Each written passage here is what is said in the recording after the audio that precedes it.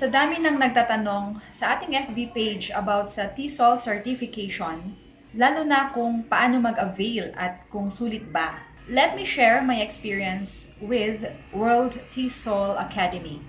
I even paid for it, pero was it worth it?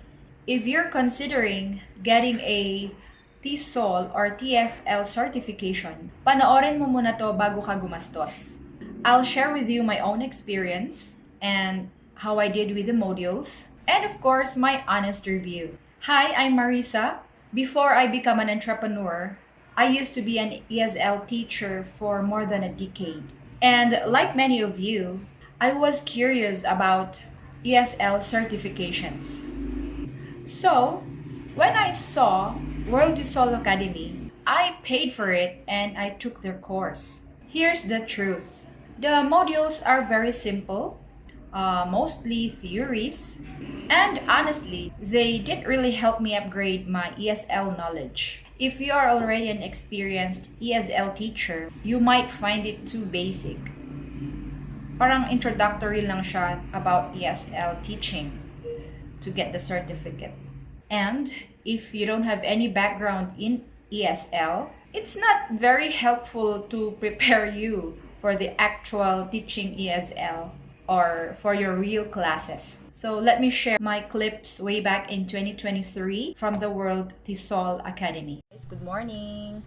And so I just finished my 120-hour TESOL course in the World TESOL Academy. Pero this one is the certificate. Yan. Well, feedback sa course is that it's simple and parang introductory lang siya sa TESOL course. Kung gusto. Well, the reason I took the course is out of curiosity, and even though actually I did not use the certificate because I did not pursue ESL and I already transitioned to entrepreneurship. Out of curiosity, I wanted to take the course for me to delve into their syllabus or into the content of that module, and I found it.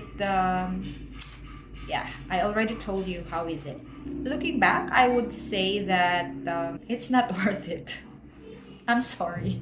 Well, I think yung maganda lang doon sa website kapag meron ka ng TESOL certification, nag-offer sila ng how do you call this one? They're offering practicum.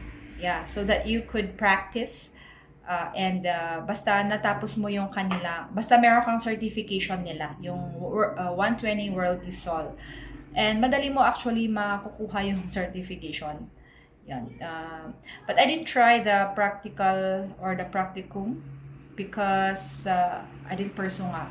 And maybe, kung isa ka sa akin na if you already have taken it, then why not take the next step, the practical or practicum, for purposes na meron ka lang makilalang network or you could practice.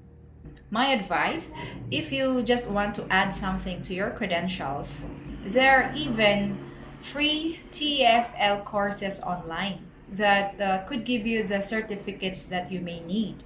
But based on my experience in ESL, what really matters is not what is on the paper. It's your communication skills, your heart for your students, and your dedication to teaching. Doon pa rin mag-well how you're gonna interact with your students as a teacher. And since many are still interested in how to get the free TEFL certification, I'll share in my next video kung saan kayo pwedeng kumuha. And I've already tried one. So don't forget to subscribe and follow so you can't miss it. Remember, a certificate may open the door. Pero ang magpapatagal sa'yo sa ESL industry is how you connect with your students. Yan ang hindi kayang ituro ng mga modules lang. Kaya choose wisely where you put your effort and your money.